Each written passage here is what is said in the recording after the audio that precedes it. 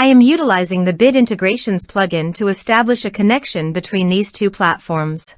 Let's go to Bit Integration Dashboard. Create integration. Search and select MailPoet. Choose a form.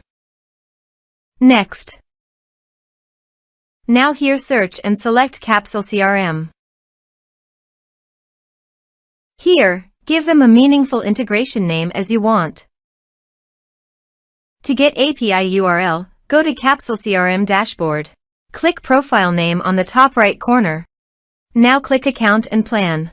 Now, navigate the account setting and copy the site address. Paste it here. To get API key, click on Capsule CRM API token. Click on Generate First API key. Give the meaningful key name as you want. Enable all scope of this token, click Generate Token. Now copy the API key and paste it here. Now click Authorize. Authorization is successful. Click Next. Now select the action. Now map the field.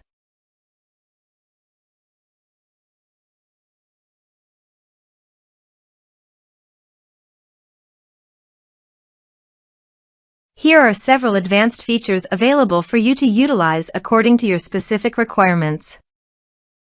Click Next. Now save the integration. Let's submit a form.